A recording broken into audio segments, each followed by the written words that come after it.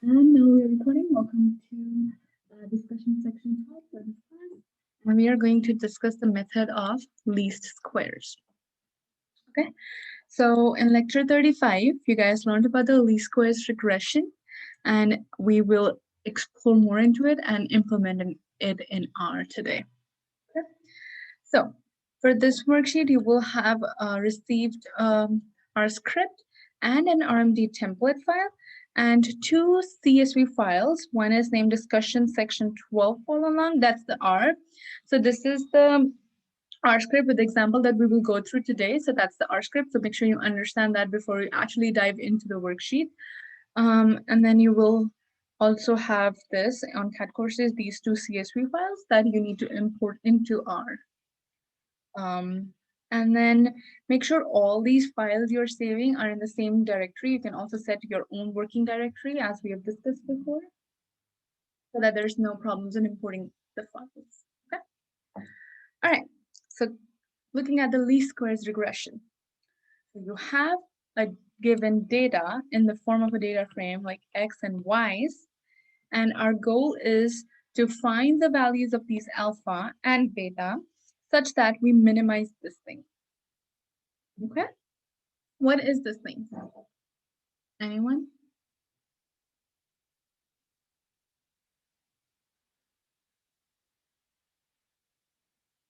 Any ideas? Residuals. Perfect. Thanks, Ronan. So these are the residuals, and we'll discuss the geometry of it. But if you look at this kind of can be written as yi minus alpha plus beta xi. So two things to notice is, one is that this, what is this? This is just our linear regression that we plot, and it is in the, because it's linear, this is just in the form of like y goes to mx plus b. So this is like mx and this is b. And so if we look at that form, beta is our slope and alpha is our y-intercept. So that's something good to know. And also, this is the sum of those squares. So I is going from 1 to n, where n is the number of data points we have. Okay? All right. So looking at the same thing now in a graphical form, what do we have? We have this line that we plot, that's this alpha plus beta xi that we said yi minus alpha plus beta xi, right? So this is the line. And then these are the actual points, the yi's. Okay.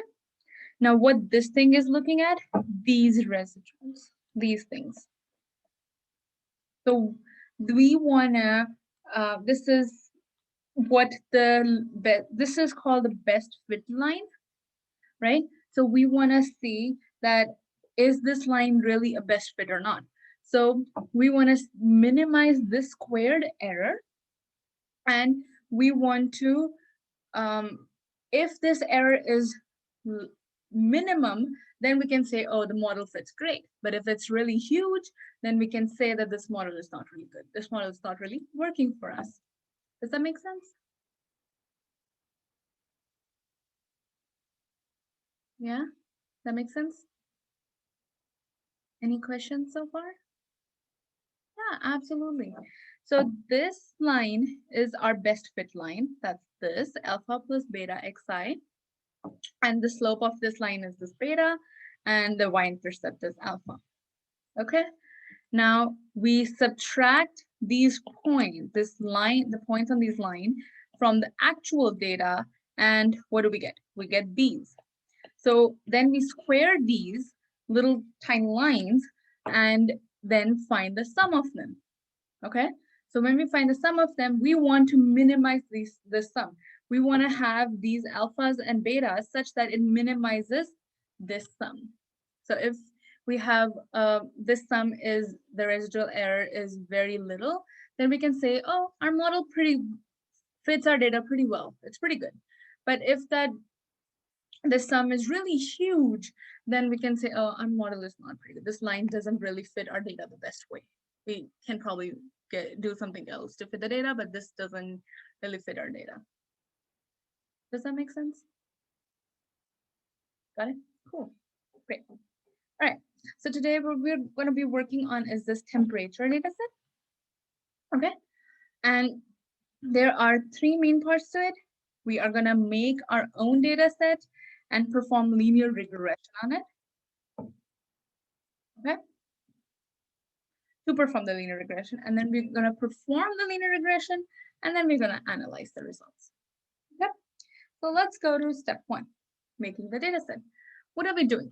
We are creating a linear model, because if you see this is a line, this is linear, right? So we are going to construct a linear model. Now, how do we construct that?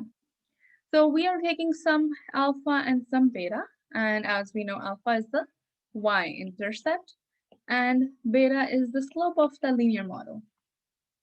Okay?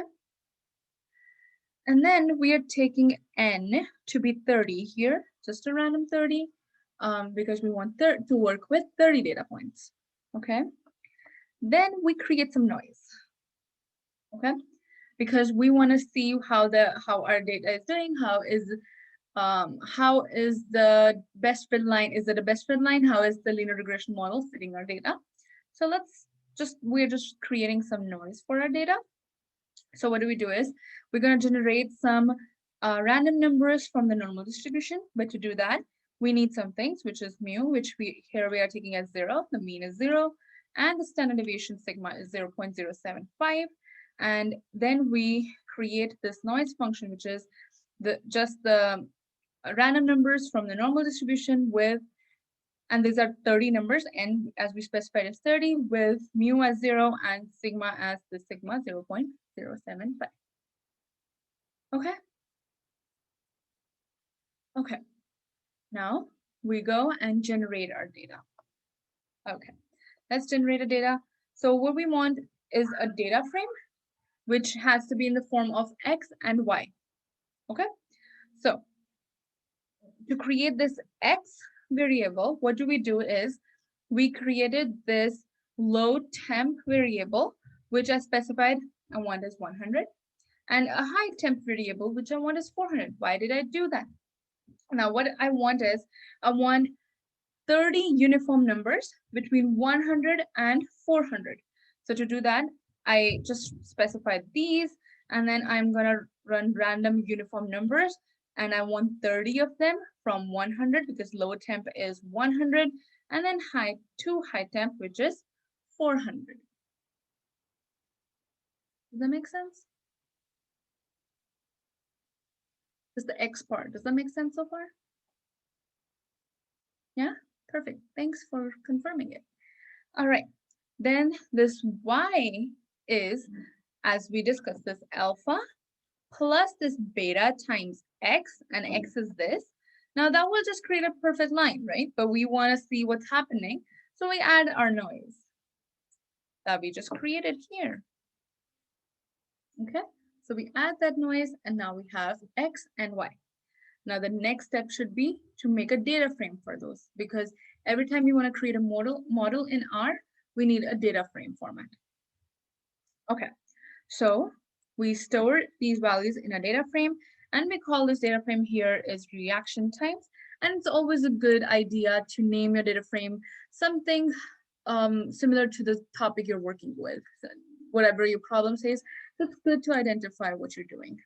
Okay, so data.frame and for X and Y, but here we are renaming our variables. So X we're renaming as temp, and Y we're renaming as time. So this completes our section 1, which was to create a data set. Does that make sense? You guys have any questions so far for this particular part? You can speak up or type up in the chat.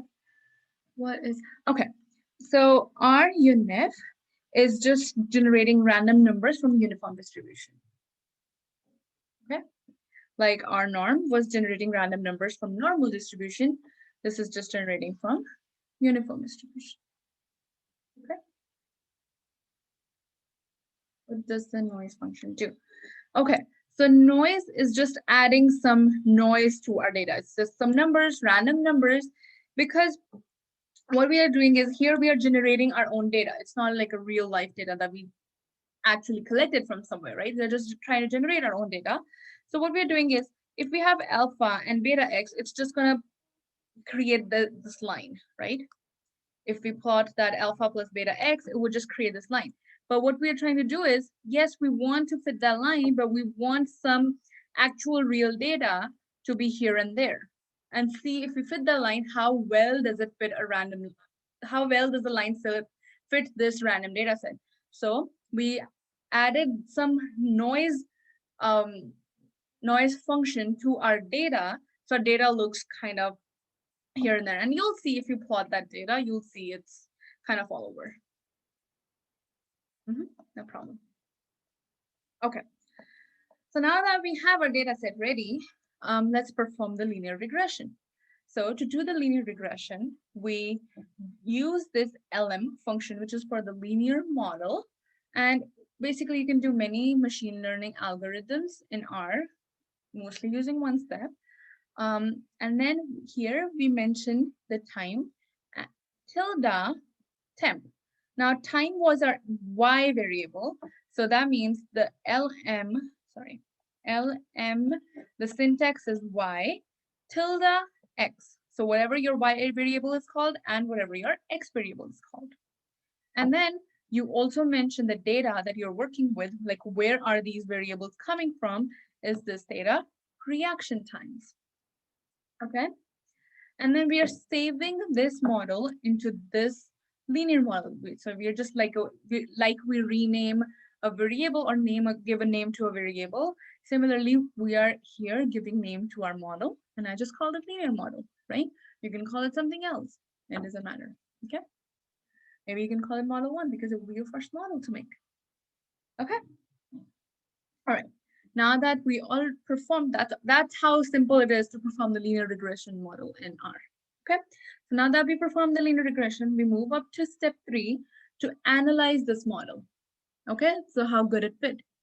All right, so if we look at how do we analyze basically this model is using the summary function.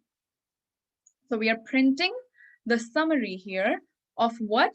Of this linear model that we just constructed here. So this is the syntax for the summary to print the summary. Okay. And then when we run this function, then it tells you what it's doing. It reminds us, okay, you are calling the summary on this model you ran. Yes, you're calling summary on linear model. What was the linear model? This is what you are running the summary on. So it reminds us of that. Okay, so now let's see. What's the next part? Next part is it gives you the residuals. Okay, so if you look at the residuals, what are these residuals? It gives you that for these residuals, these are the residuals.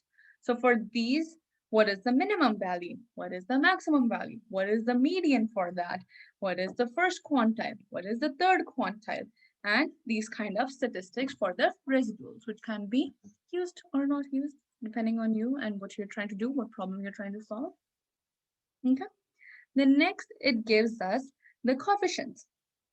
Now we did take alpha and beta, yeah, but these are the estimates for alpha and beta. Okay, what did we use as alpha and beta? Let's see. So we used 5 and negative 0.01, but that was just to create the data, right? So we added the noise and we ran a linear model. Now our estimate is that alpha is this and beta is this. Okay, so you can also call these alpha hat and beta hat if you want to. And again, this is the slope and this is the intercept. That's the y-intercept. Okay, sorry, I was here, right? So it gives you these estimates. It gives you the standard error for these estimates. It gives you the t statistic value and the probability or the p-value for that, for this t statistic. So you'll see it should be less, unless it's given to you, usually it should be less than like 5%. And here you can see it's pretty small. And also these stars tell you how significant the value is. And we'll discuss a little bit more than that. So actually it's given here that what do these stars mean right here. Okay. Okay. So the next part is, and also it gives you these residual standard errors. It gives you multiple R-squared error, adjusted R-squared, and so on. And usually your multiple R-squared error or adjusted R-squared, your R-squared error is usually like closer to 1, then your model is pretty good. Also, if your p-value is probably less than 5%, then your model is pretty good. Okay. And then here, what is she doing is trying to construct a 95% confidence interval. So what did we do? We took this alpha hat, which was from our estimate of alpha, minus 1.96 times the standard error. Why did we use 1.96? Because we are doing 95% confidence interval.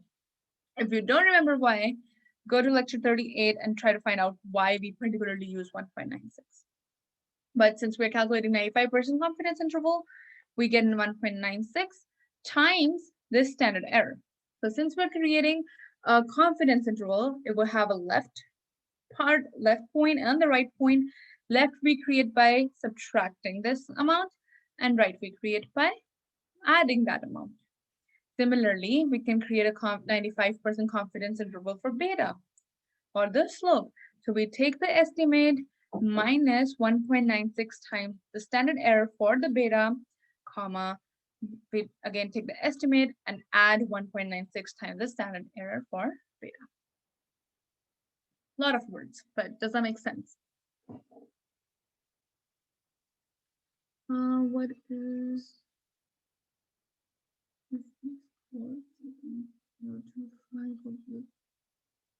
these codes were?